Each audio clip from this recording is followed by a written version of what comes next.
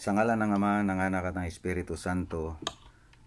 Amen. Isang mapagpalang araw ng linggo sa inyong lahat, mga kapatid. Sumainyo nawang lahat ang pagpapala ng Diyos sa pamamagitan ng kanyang anak na si Jesus na ating Panginoon. Amen. Atin pong pagnilayan, mga kapatid, ang Ebanghelyo po natin ngayon. Ang Ebanghelyo po natin ngayon ay Marcos, Kabanata 6, may talatang 1 hanggang talatang 6. Ang mabuting balita ng Panginoon ayon kay San Marcos. Papuri sa iyo, Panginoon. Umalis doon si Jesus at umuwi siya sa sariling bayan kasama ang kanyang mga alagad. Pagdating ng araw ng pamamahinga, si Jesus ay nagturo sa sinaguga. Maraming tao ang nakarinig sa kanya at sa kanilang pagkamanghay nagtanungan sila, saan niya natutunan ang lahat ng iyan? Anong karunungan itong ipinagkaloob sa kanya? Paano siya nakakagawa ng mga himala? Hindi ba ito ang karpinterong anak ni Maria? At kapatid ni na Santiago, Jose, Judas at Simon? Taga rito rin ang kanyang mga kapatid na babae, hindi ba? Kaya hindi sila naniwala sa kanya.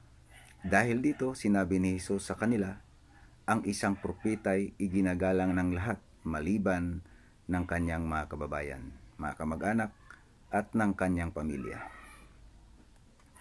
Hindi siya nakagawa ng himala roon, maliban sa ilang may sakit na pinatungan niya ng kanyang kamay at pinagaling. Namangha siya dahil ayaw nilang maniwala sa kanya. Mga kapatid, ang mabuting balita ng Panginoon. Pinupuri ka namin, Panginoong Hesukristo. Ang pamagat po, mga kapatid, sa Ebanghelyo po natin ngayon ay hindi tinanggap si Jesus sa Nazaret sa kanyang sariling bayan. Bakit, mga kapatid? Sapagkat ang mga Hudiyo po, mga kapatid, ay mataas ang tingin nila sa kanilang mga sarili. Malinis ang tingin nila sa kanilang mga sarili. Ang tingin nila po, mga kapatid, sa kanilang mga sarili ay para po silang Diyos. Yun po ang katangian ng mga Parisiyo, mga kapatid. Sabi ng ating Panginoon, ang isang propeta ay iginagalang ng lahat maliban ng kanyang mga kababayan, mga kamag-anak at ng kanyang pamilya. Iginagalang ang propeta, sabi ng ating Panginoon. Itong atin pong pansinin, mga kapatid, si Eliseo. Siya po ay kahalili ni Elias, kung maalala po natin. Noong panahon po na dinala po si Elias ng ipo-ipo, kinuha ng Diyos ang kahilingan po ni Eliseo sa kanya ay ipinagkaloob at nangyari po ito, mga kapatid. Sila po noon ay nasa malapit sa Ilog Jordan.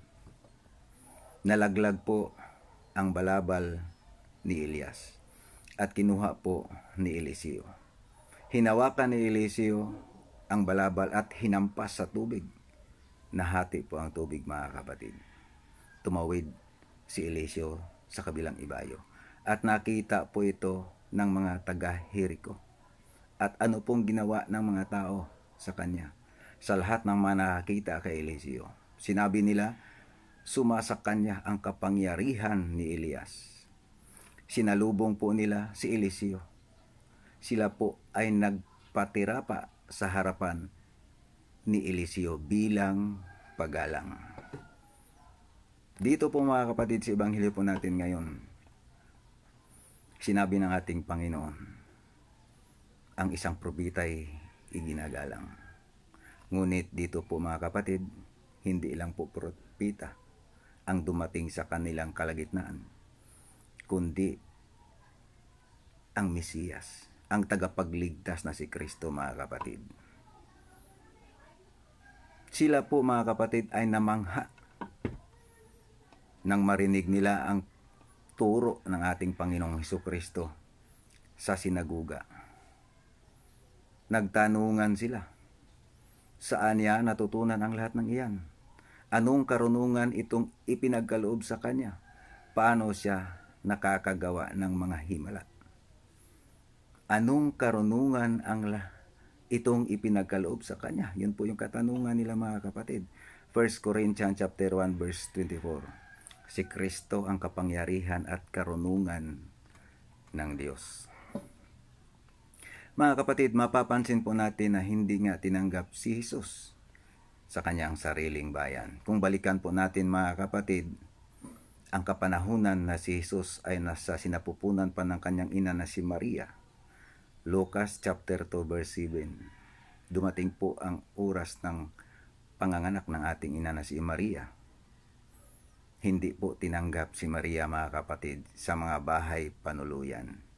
At saan po ipinanganak ng ating ina na si Maria si Jesus? Sa sabsaban mga kapatid. Dito po sa ebanghelyo po natin ngayon, hindi po tinanggap si Jesus sa kanyang sariling bayan mga kapatid. Sa makatuwid mga kapatid, ang kababayan po ng ating Panginoon ay bigo sa pagdating ng tagapagligtas. Kaya itanong po natin sa ating mga sarili mga kapatid, tayo po ba sa pagdating ng ating Panginoon, bigo po ba tayo mga kapatid? Sapagkat ang ating Panginoong Hesukristo po mga kapatid ay nagbata ng hirap para po sa atin. Ipinako siya sa cross, namatay. Bago po siya muling mabuhay mga kapatid, siya po ay bumaba sa kinaroroonan ng mga yumao, sa kinailalimang bahagi ng lupa upang mapuno ng presensya ang buong sangnilikha. Sa makatuwid mga kapatid, sumasa atin ang Panginoon. Nasa ating pamilya po mga kapatid, kasama po natin. Nasa ating puso po mga kapatid ang ating Panginoon. Ngunit hindi po natin ito naramdaman ang kanyang presensya. Bakit? Sapagkat hindi po Diyos ang nasa ating puso mga kapatid. Hindi po Diyos ang nasa ating isipan. Yun po yung dahilan mga kapatid. Sa ebanghelyo po natin ngayon, bakit po hindi tinanggap si Jesus sa kanyang sariling bayan sa kabila ng kanilang pagkamangha sa ating Panginoon? Sapagkat mababa po ang tingin nila sa ating Panginoon. Namangha po sila mga kapatid. Ngunit, kilala nila si Jesus.